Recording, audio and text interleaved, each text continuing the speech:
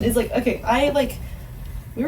we both like looked on your page and like tried to understand what you do, and like I sort of got, that it's like an interface between like representation theory, which is already like a little bit hard for me to understand, and like number theory, but like in a geometric sense is what a geometric Langland is.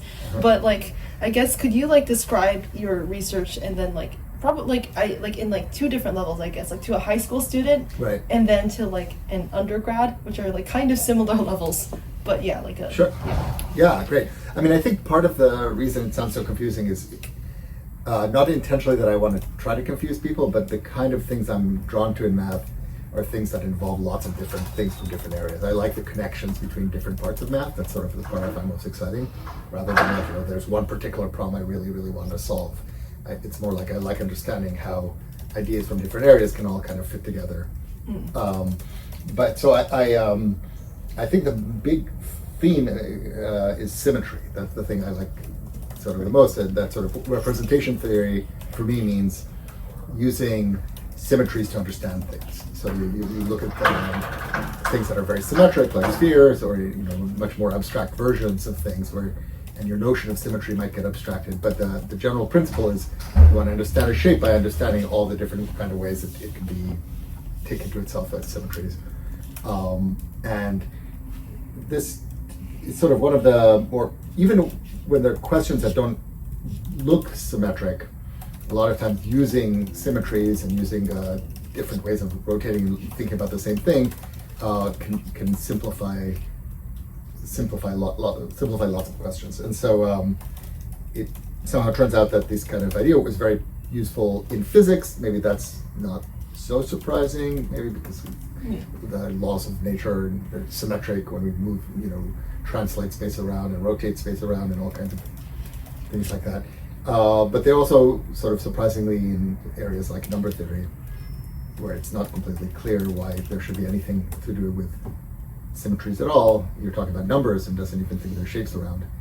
But somehow it turns out that understanding, like if you want to solve x squared equals 4, there's two solutions, and there's a symmetry that takes 2 to minus 2. And that symmetry is somehow important about the equation.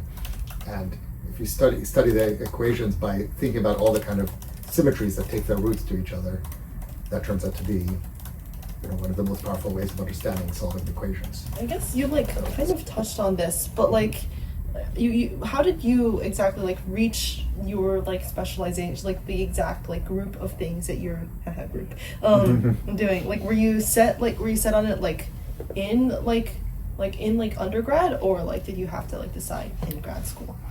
I think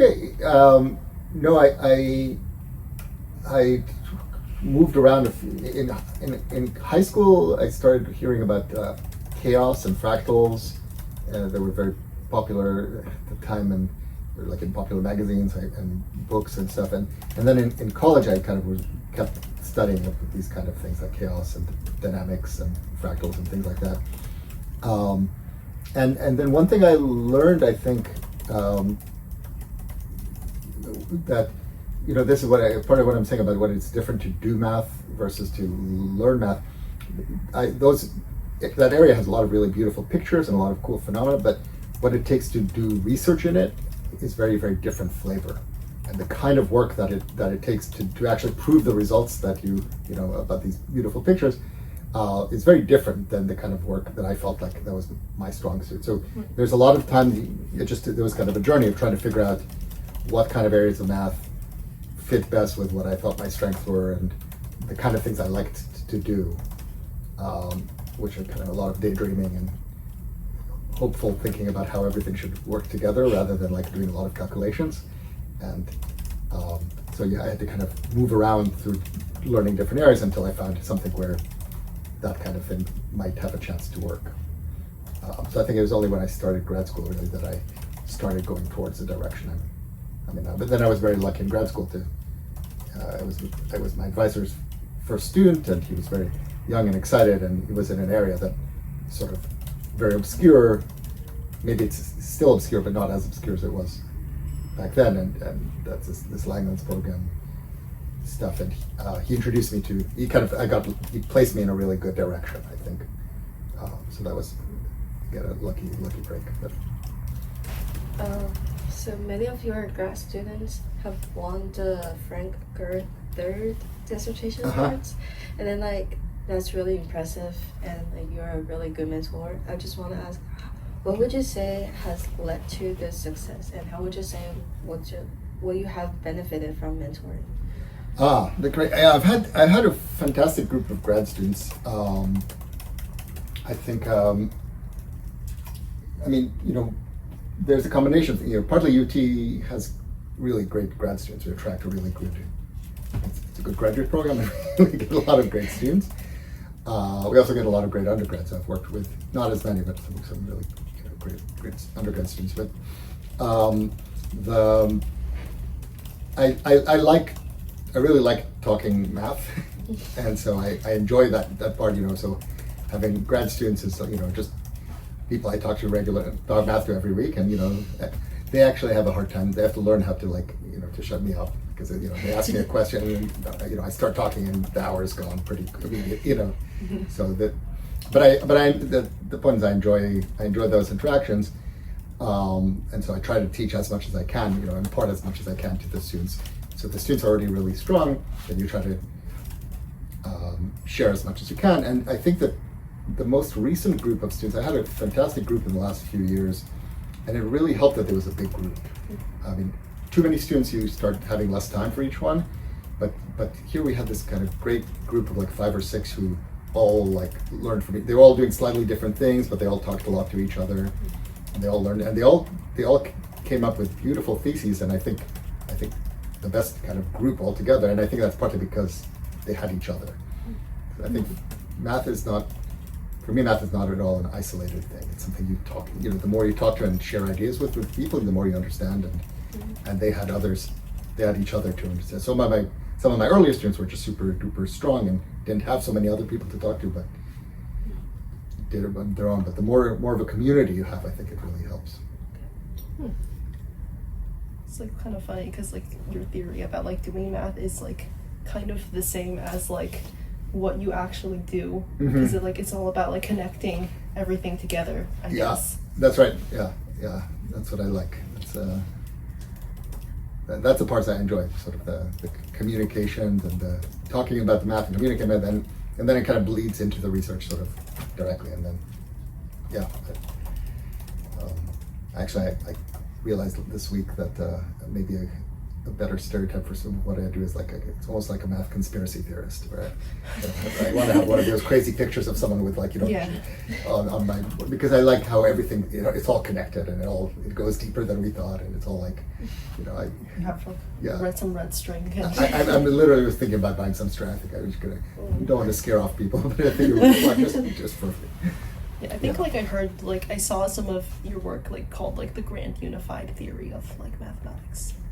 Well, not my contribution specific, but the Langland's program is often called that, and that's kind of what I find appealing. It's these ideas that reach much further than you ever thought. It goes much higher up than you. That's the part that I find. It's somehow when you're learning math in the beginning, or you're doing a lot of math competitions or stuff. A lot of it is about being clever, about being quick. And I feel like those things are very overrated in math. They get emphasized a lot, but that's not really a lot of what research is about. It's not about necessarily being super clever or being super quick. It's sometimes being patient, learning a lot of things, connecting things, being slow sometimes, just talking to a lot of people, absorbing things and letting them see how they relate. I think you said. Yep.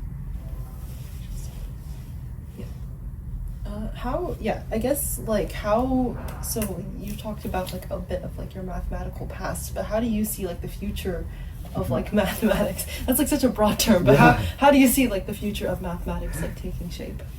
Yeah, that's interesting. I mean, one of the things that is great about, one of the things I like about math, but it's scary but also exciting, is math builds on itself in a way that very few other subjects can. Basically, because what was considered true mathematically basically doesn't.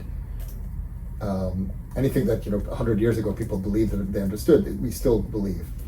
That's not true in most other subjects. In physics or in biology or whatever, philosophy. Certainly, ideas change, and what's considered true or what's considered important changes. Math has a lot more stability that way, and that means it can build on itself more and more and more. It builds more and more and more layers. And so on one hand, that sounds kind of intimidating because it feels like the amount of math out there is huge. But then there's a lot of connections. Things kind of collapse on themselves. You go high enough, and all of a sudden you realize that lots of things make sense in a simpler way than they did before. So things keep getting simpler, and then more complicated in new way. So from that point of view, from some point of view, I think math can keep going this way forever. Like that, there's more and more math. There's no limit to how much math is out there, and our understanding, even though it might seem that the human brain is going to run out of space, but you get simpler and simpler pictures. You get better understandings of things. So it's not like you have to learn 1,000 years of math. It doesn't take you 1,000 years to learn. They're unifying ideas. So that's part of it. And then there's people always start talking now about what AI and stuff is going to do in math. So that's a big question. But I think AI is going to be very good at some parts of math. My guess is very soon there's some kind of things that they're going to be able to do, but they're going to be able to do what I think is the more boring part, the mechanic parts. So all the mechanics that we emphasize in teaching math in college especially, I feel is going to be less and less important because you can have your AI do it. The conceptual part, the understanding, is going to be more and more important, and the communication. And those are the parts that the computers are not as good at, is having conceptual understanding and communicating ideas.